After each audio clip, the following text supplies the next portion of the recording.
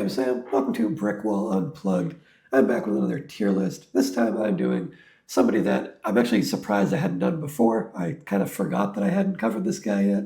We're talking about Gareth Evans, of course, best known as the director of the Raid movies, which I have talked about on this channel and over on my Brickwall Pictures channel, my main channel, many times over the years. I think the reason I didn't do a tier list for him yet is because I was maybe waiting for him to have a couple more things when I was first planning it out.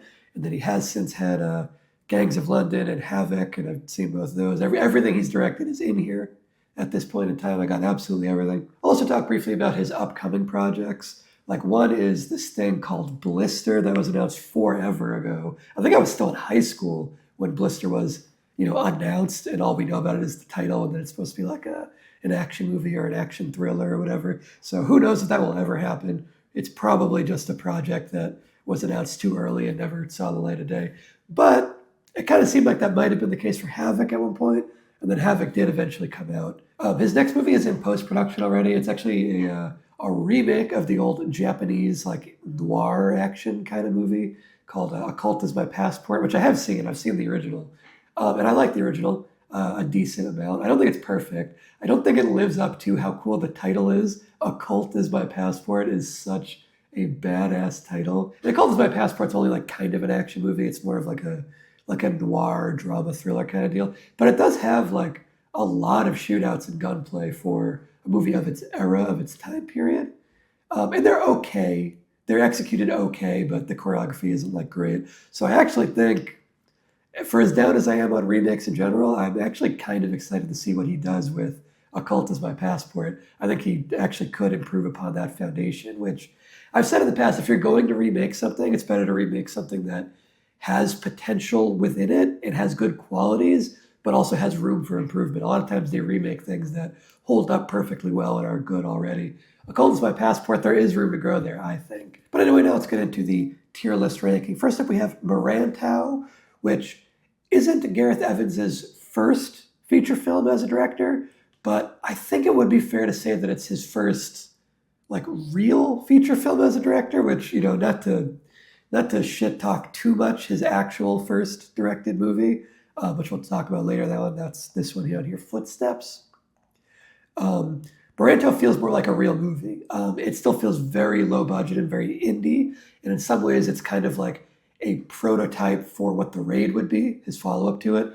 And kind of, if you don't know the behind-the-scenes production of the two Raid movies, The Raid, the first Raid, The Raid Redemption, the first one, is also kind of a prototype for The Raid 2.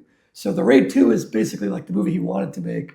It's too big and expensive, so The Raid would end up being a prototype for The Raid 2. It's kind of a prequel, but obviously made first. So it ends up just not being a prequel. It's just the first movie, and then you have the sequel. Merantau is less of a iteration backwards for The Raid, but it is a smaller and easier to produce in a small budget kind of movie. Merantau feels very similar to Unplugged, actually, in terms of the plot and even the look that Iko Uwais has in Merantau. He kind of has the same outfit almost as Tony Jaa did in Unplugged, and the same satchel bag and similar vibe to the action.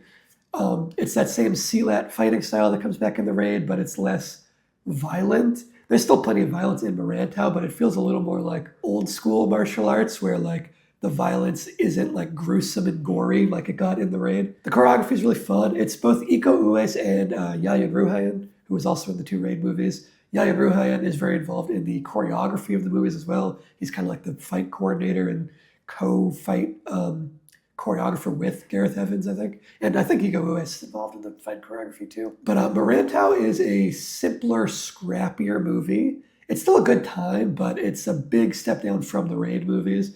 If you haven't seen the Raid movies, I would say you'll probably enjoy Merantau more if you do see it first. But if you watch the Raid and then go back to Merantau, you definitely gotta climb down multiple levels to get to Merantau. I think it's a C, a totally worth watching, enjoyable martial arts movie of a C. A C is pretty good on my scale, my personal scale, if you're unfamiliar. Next up, we have The Raid 2, and I'm not fucking around here. It's an S tier movie. It is a perfect action film.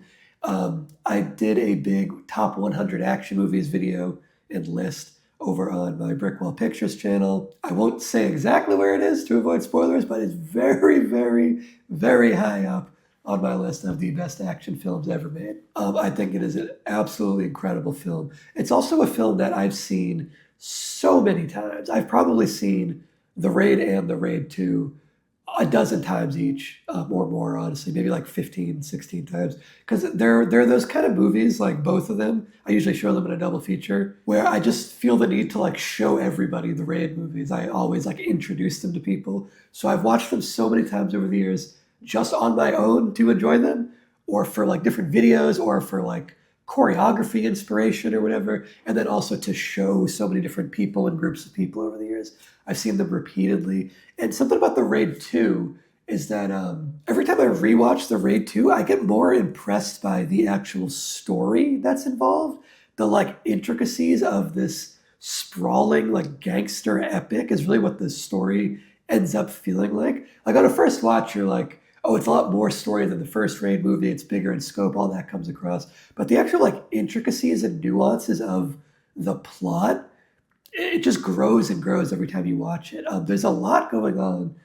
The characters have like more depth than you would probably realize on an initial watch. And the movie has more going on thematically, and especially in terms of like the world building, than you can catch on even a first, second, or maybe even like third watch. It just really grows on me still, even though it already like absolutely blew me away the first time I saw it. If you're talking like individual fight scenes, I think that kitchen fight towards the end is maybe the best fight scene ever made. And then there are several action sequences in the movie that you could say that about. Like from the prison near the beginning, that like crazy all-out brawl between so many people, the nightclub sequence with Mad Dog, the car chase is incredible. It's just an all-around perfect action movie. It's an S tier easily. Next up is this poster that says Samurai on it. If you're looking for this on like IMDb or Letterboxd, it usually says Pre-Vis Action is what it's called. And if you're not like in the know on like the filmmaking terminology, Pre-Vis is like a step you do before you make the actual movie. It's kind of like if you know about storyboarding, Pre-Vis is like a video storyboard, but like ramped up a little bit to a higher level. Like if you look at this, they have like props, but they're not like screen ready props. You know what I mean? Like they aren't like the swords you would see in an actual movie. The sound effects are very like temp sounding, then sound design and whatnot. They're in costumes, but they're probably not the actual costumes you would use in a full movie. So what this is, this Pre-Vis Action thing, is it's basically like a very, very simple plot. It's like almost storyless, really. But you have Yayan Ruhan and Chep Aref Rahman, I think is his name, who was the guy from that kitchen fight in the Raid 2. And the two of them are also the two that showed up in John Wick 3 towards the end when John Wick fights the two ninja guys who are using the karambits and whatever. It's these two guys again. So they're both great, obviously, really great like martial artists. And it really is just like a proof of concept for like, it's basically Gareth Evans saying, this is what I could do if I were to make a samurai action movie. And it's been so many years since this came out and he hasn't made a full samurai movie yet. And he needs to, because this is like, you need to judge it as a proof of concept, not as like a full movie and not even as a short film, because it's not even really a short film. I think the reason why he put it out is because it is like a good enough fight that you can watch it and be engaged by it, even though it is very much like a schematic that would be iterated upon rather than any kind of finished product. But if you love Gareth Evans' style, you love his action movies, and you want a little bit more, I would say first go watch the deleted scenes for the Raid 2, because the deleted scenes are better than like most full action movies. But then after that, if you still want more, you still need more, go ahead and watch this Pre-Vis Action, because it's a really good samurai fight scene. Now, yet another caveat to throw in the mix, is that in addition to it being a schematic and like not a like finished product really, there's also this thing where the sound is out of sync for like the second half. That is just like maybe a YouTube glitch or maybe a video editing program rendering glitch or something that wasn't caught before it was released and is just in the final product. So you got to be ready for the sound to be out of sync for the second half. It's a very rough, like, I debated not even including it in here, but I do think for fans of Gareth Evans, it is worth watching still. It's a really good, like, sword fight. I think it's a C. I think it's like on par with Merantau if you take all those other qualifiers into consideration. Okay, next up is the Raid. Now, a lot of people seem to prefer the Raid over the Raid 2. I don't. I do think the Raid 2 is better. But I can understand why some people might prefer the first Raid because it's so much more contained and streamlined. Like there's no downtime in the Raid. There's not an ounce of fat on the script. It just moves from action set piece to action set piece. It's just go, go, go constantly. So I get why that could be some people's preference. I really like the big sprawling scope and story of 2, and I think the action is at a higher caliber and the production values are a lot higher. So I do prefer 2. That being said, though, I still think the first is good enough to also get the S tier. The first Raid is still an S tier. The first time I watched the Raid was right when it first came out. I forget where I heard about it. I think I just heard some buzz about like, oh, there's a new martial arts movie that's making waves, and I'm like a huge martial arts fan. I'm always eager to see whatever the newest like action martial arts kind of movie is. So I heard some kind of buzz about it right when it came out. I saw this thing before it had its like US release. I don't do this often, but I did find it like online somewhere, and it didn't even have English subtitles yet. There were no subtitles for it. So I watched it just with the Indonesian spoken language, no dub, no sub, nothing.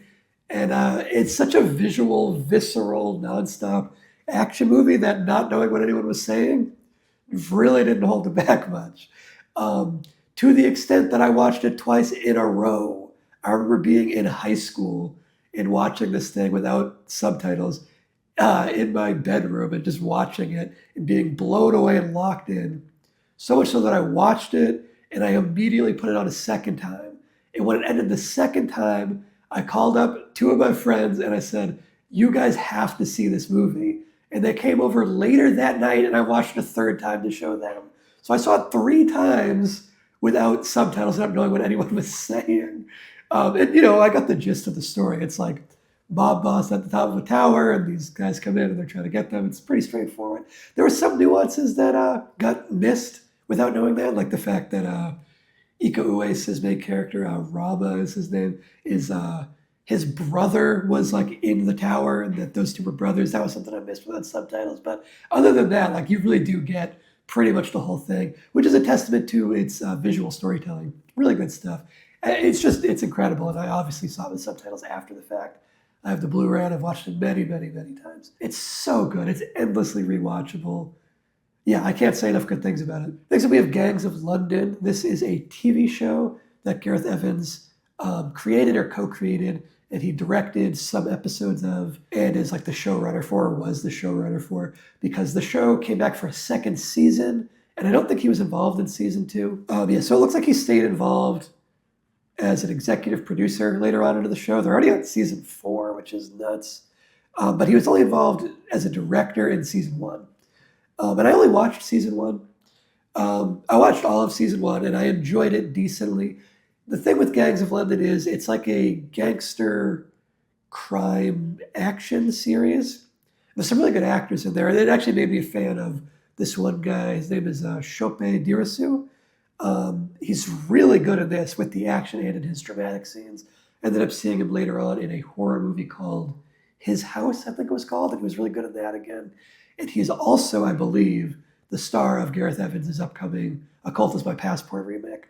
So I really like this guy. But anyway, the actual like storyline of Gangs of London is it's this big, sprawling gangster drama, a lot like The Raid 2. And honestly, it feels like just a weaker version of the kind of like escalating gang war stuff that he already did in the Raid 2. And he did a lot better in the Raid 2, I think. Now, in Gangs 1, it's not just him. There's other directors. There's a whole writer's room of like people involved. It's less of a like singular vision. And that is apparent. But I will say, so even though he didn't direct every episode, I think he directed 2 episodes in season 1, the first episode and then episode 5, I think.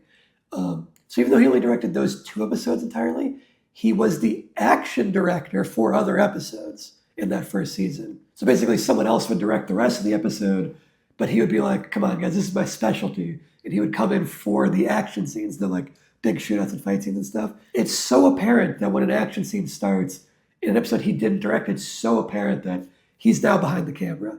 It's so clear, which is really cool to see for a director. It's like, oh yeah, that's his special sauce behind the camera, the way he moves the camera in a fight scene or the way he would frame a shootout or whatever. It's really cool and really well done. And the action scenes are by far the best part of the show. The action scenes are really, really good. Not as good as the Raid movies, I gotta say, not as good. But they're really good fight scenes, really good shootouts, and very memorable. Like I could remember each big action sequence, like specific moments from it, even though Gangs of London I've only seen once and I don't really plan on rewatching it. The storyline isn't that engaging. It's okay, but it's pretty basic. It's built on a lot of cliches. Some sequences are more engaging and memorable than others. Like I said, everything with Chope Dirisu is more engaging and interesting. He's like an undercover cop. Again, like the Raid 2, it's kind of the same where like Rama's going undercover. Very similar stuff. Kind of like a retread, except now he's back in England because Gareth Evans is Welsh. He made his 3 breakout movies in Indonesia, but he's a Welsh guy, so he went back to the UK. And honestly, I hope he makes another Indonesian movie at some point, or goes back to working with the Iko Uwais and Yayan Ruhian and all them, because that has kind of remained his best stuff. Yeah, so in between the fight scenes, in between the action scenes, Gangs of London really slows down and kind of grinds to a halt. It's not as engaging, and without him being involved in the subsequent seasons, like no longer directing the action sequences, even though he's still, a producer, I haven't ever felt compelled to go back for season 2. And I guess they're up to shooting season 4 at this point, so I don't know. I don't know if I'll ever go back and watch more of that show. It was just kind of mediocre. I think it's another C, honestly. The action scenes are above that, though. Okay, next up is Footsteps, which I never really noticed has kind of like the same poster as The Raid. It's the exact same pose. Footsteps was his actual first film. And if Merantau was his like low-budget movie, Footsteps is his no-budget movie. It's very apparent that this was made for like no money. It's very scrappy in an indie kind of way. You need to be prepared for it to look very ugly, especially in like, if you're trying to find it, it's not like super easy to get a hold of. It was on YouTube when I watched it. I don't know if it still is because it was just someone's like, re-upload of it. I don't think it's that easy to watch through like other means to like streaming anywhere. And honestly, it's not good. It has some kind of interesting ideas, but I wouldn't say any of it is particularly well executed. I think unless you're a hardcore Gareth Evans fan, it's a skip. I think it's a skip otherwise. I got to go all the way down to E with this one. And next up, we'll grab Apostle. This is a horror feature film from him, even though it does still actually have some action. There's like some pretty big fight scenes. And it almost feels a little weird when the big fight scene happens, or the big couple of fight scenes happen, and it's like, oh yeah, it's the Raid guy. It's like he's doing his Raid thing again with the similar stuff. But the tone is different enough. It stays grounded in horror. It just gets maybe a little too choreography heavy for not being an action movie. It like almost takes me out of it just a little bit, but it's okay. But it's still well done. Apostle was a Netflix original. It's got some like Wicker Man vibes, or I guess you'd say like Midsummer vibes these days. But a guy going to, it's set in like the 1800s, I think, maybe even 1700s. And it's a guy going to an isolated community and trying to like find his missing sister, and like unravel the conspiracy of this like cult that lives on this island. And it gets supernatural, and it's so creative and different. Like it feels a lot like, oh, there's stuff from The Wicker Man. There's stuff from like, there's a pretty big video game influence, I think, from like Resident Evil and Silent Hill.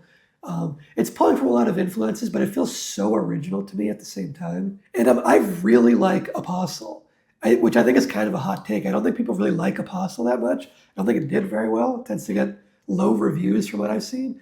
I think it's really good. I've seen it, I think, 3 times actually over the years. I reviewed it right when it came out, and I liked it, and I was surprised to see a less warm sentiment come to it later on after the fact from people. But I think it's really good. It's very engaging and different. It's unpredictable. Like you never know where the fuck this thing's going. Dan Stevens, I saw one of the things a lot of people said wasn't good about this in like negative reviews that I've seen is Dan Stevens' performance. They think he's just like ridiculous and over the top. I really like his performances. I like Dan Stevens in general. I think he's really fun. Like in this and in The Guest and whatnot. I think he's a really fun actor, and he definitely goes for it. He doesn't hold back. He really goes over the top, which is appropriate. It's like he understood the assignment, I think he's great in this. I really like his character and how like wild and like kind of unhinged he is. He's like a much more interesting protagonist than he could be. Like it would be so easy for Apostle to have the sort of like audience surrogate protagonist, like the straight man, everyman kind of guy who just reacts to the craziness. But instead, he's like crazy himself. He's unhinged. He's like kind of like drugged up and like really violent and like aggressive and unpredictable and really interesting. I think Michael Sheen is pretty good in this too. The supporting cast is all solid. The horror is really effective and again really creative. There's like these different creatures that are there that are very interesting and memorable visually, and they are creepy like to look at and stuff. There's a great sequence in a tunnel where I don't even want to spoil it. It's just good stuff. It's really good horror, I think. One of my preferred horror movies of the last like 10 years. I think it came out like 2018, 2019, somewhere around there. It's either a B or an A. I think it's like a B+. Do I round up to A or round down to B? I think I'll round down to B. I'm going to round down to B. But it's good. It's good stuff. Check it out if you skipped it because of the negative reviews or whatever. Give it a chance. I think it's really good. Next up is VHS 2, which is obviously part of that big old anthology series. Gareth Evans directed, or I should say co-directed, one segment in VHS 2. His segment is called Safe Haven, and he directed it with Timo Sargento, who also directed movies like Headshot and The Night Comes For Us, which obviously had alumni from the Raid movies. And he also went on to direct some like English language movies like Nobody 2 and The Beekeeper 2, I guess. I didn't see The Beekeeper 2, but Nobody 2 I thought kind of sucked, which was disappointing because I've liked a lot of Tebow's prior work. I don't want to undersell it or oversell it or whatever, but or overhype it, I should say. But Safe Haven, their segment that they co-directed, is the best segment in the entire, not VHS 2, the entire VHS franchise. All of the VHS anthology horror movies, their segment, Safe Haven, is the best one. And it's also one more thing that Gareth Evans made before basically leaving the Indonesian film industry behind. Because he made it with Timo. It's in the Indonesian language, and you'll see some faces from the Raid. Like, it's like this cult thing, like found footage investigating a cult, basically. And the cult leader is, I think, the guy who runs the, like, porn factory that they show up at in the Raid 2. I think that's the same actor. And there's some other familiar faces there, too. Their segment is an S-tier segment. An excellent found footage horror short, and I would love to see them expand it to a feature. Get the two of them back together and blow this thing up into a feature-length found footage horror movie. It would be so good. It's such a slam dunk. It's definitely a premise that feels like it would work as a full-length feature film. If I'm evaluating just the Safe Haven segment, it's an S. If I'm evaluating VHS 2 overall, it's more like a C, because there's some really bad segments in VHS 2 that would bring the average way, way down. But I think I am going to just count Gareth Evans' own work, since it's a Gareth Evans tier list, and I want to put it in the S. And last up is Havoc, his latest feature film at the time of recording. Havoc is another Netflix movie. This is the one that I mentioned was long delayed because of COVID and whatnot and all the reshoots and everything. And Havoc is a mixed bag. It's a case of the script being really nothing good. It's not like a terrible script, but it's quite cliche. And it doesn't really rise above the cliches or have anything that really sets it apart from just being a cliche, like dirty cop storyline, you know? He's kind of just like playing the hits of that genre and not really doing anything subversive or all that interesting with it. So on a writing level, it's pretty much a dud. However, it's an action film first and foremost, and the action scenes are really, really good. They don't rise to the level of The Raid, and I think part of that is held down by not making it in the Indonesian film industry, or just an industry where the filmmaking culture prioritizes action a lot more than English language film industries tend to. Like along with the story being pretty generic and the protagonist and the villains being pretty generic, the location is also pretty generic. It's just generic like big city with crime. And I guess it's American. Tom Hardy's using his British accent too, I think, which he doesn't do that often. The opening car chase is a weird one because it's very, very reliant on like CGI, which is usually like an immediate non-starter for me in a car chase. But I actually think Gareth Evans is a good enough director that it has a little more weight than it might otherwise. And you can tell there's like real stunts going on, even though the presentation is pretty artificial. Like the actual like construction and choreography of that car chase is pretty cool, but it does feel like a video game cutscene for the most part. So that's kind of a misstep. But the actual action when it does kick off, which I will say also kind of takes a bit too long to get to post that opening scene. A lot of the action's in like kind of the back half of the movie. There's a really good like nightclub fight, but it doesn't live up to the nightclub fight in The Raid 2, or like the John Wick nightclub fight or whatever. But it's still a good like fight scene and shootout. There's a really good finale in a cabin. Like the action's really good when it shows up. There could be more of it, and it could still be better. Like Gareth Evans is capable of more. I think it's ultimately another C, which is kind of weird. Like, if you look at the other tier lists I've done, I don't think there's been many instances where there's multiple S tiers and then everything else is like mostly in the C tier.